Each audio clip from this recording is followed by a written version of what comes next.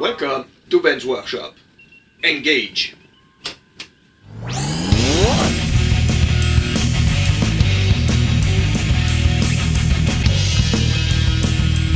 Bonjour à tous.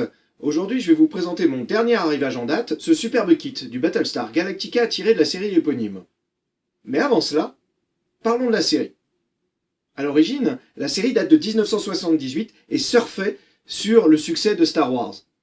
Petite anecdote, la maquette du Galactica ayant servi au tournage avait été créée par la société Apogee, dirigée par John Dykstra.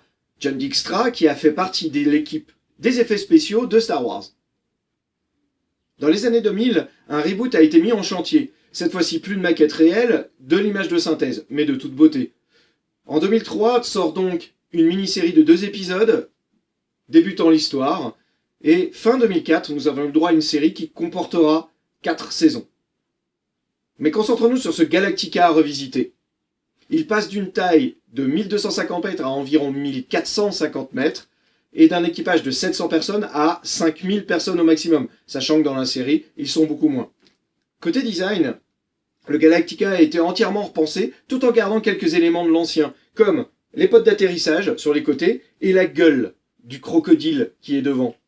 Plus, vous verrez sur les images quelques éléments assez représentatifs du Galactica, comme le symbole rond sur le dessus du corps. Voici donc des gros plans de cette superbe maquette. Vous remarquerez la finesse des détails. Moi, j'en suis vraiment très fan. On remarque bien l'effort qui a été fait au niveau des moules.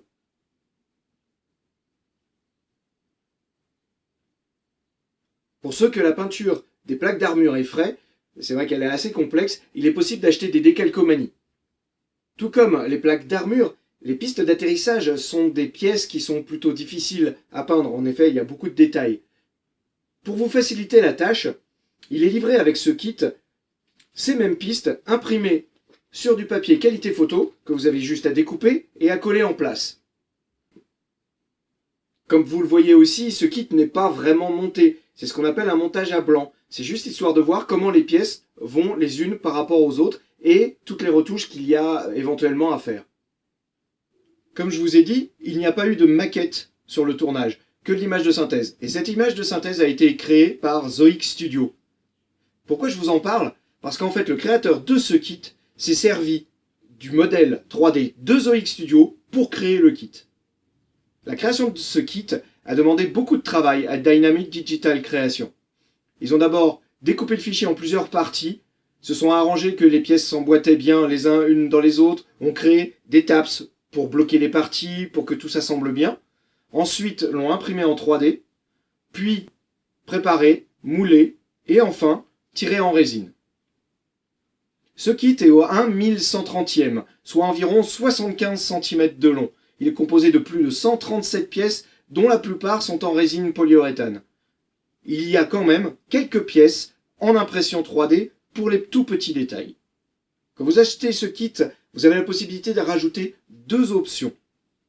La première, c'est un Colonial One à l'échelle avec 12 Vipers. Autrement dit, vraiment très petits, les Vipers.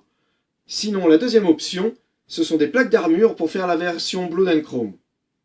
Aussi livré avec ce kit, vous avez 2 plaques en plexiglas prédécoupées pour le socle et une notice de montage succincte. Pourquoi succincte?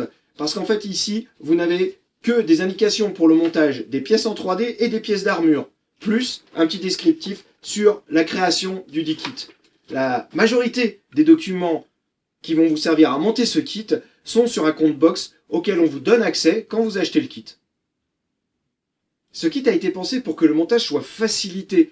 Il y a des ergots partout pour que cela s'emboîte facilement et que, juste avec quelques vis, on puisse le tenir ensemble. D'ailleurs, les vis sont déjà livrées dans le kit et il y a même le tarot pour créer les pas de vis. Autre spécificité de ce kit, il a été aussi pensé pour être éclairé. Donc certaines parties sont plus fines pour qu'on puisse facilement les percer et mettre de la fibre. Quant au réacteur, ils reçoivent des pièces en résine transparente. Quand on achète ce genre de kit, on est toujours un petit peu inquiet lors de l'expédition. En effet, il n'est pas rare de se retrouver avec des pièces cassées. De ce côté-là, j'étais plutôt rassuré parce que généralement, Tony, la personne derrière Dynamic Digital Creation, fait plutôt du bon travail. Les pièces sont généralement imbriquées, du moins pour les grandes, les unes dans les autres, et emballées de 2 couches de papier bulle. Les pièces les plus fragiles, celles en impression 3D, sont contenues dans des petites boîtes en plastique maintenues par un élastique. Ce qui est cool aussi, c'est que ça vous fait une réserve d'élastique pour l'année et plein de papier bulle à éclater. En conclusion, je vais vous parler de mon projet pour ce kit. Tout comme le Viper, qui est aussi de Dynamic Digital Creation, je vais rajouter ma petite touche perso. Pour le Viper, c'était l'écran vidéo dans le cockpit. Pour ce Galactica, déjà, éclairage. Bon ça, c'est un peu obligatoire, vu la taille de la bête.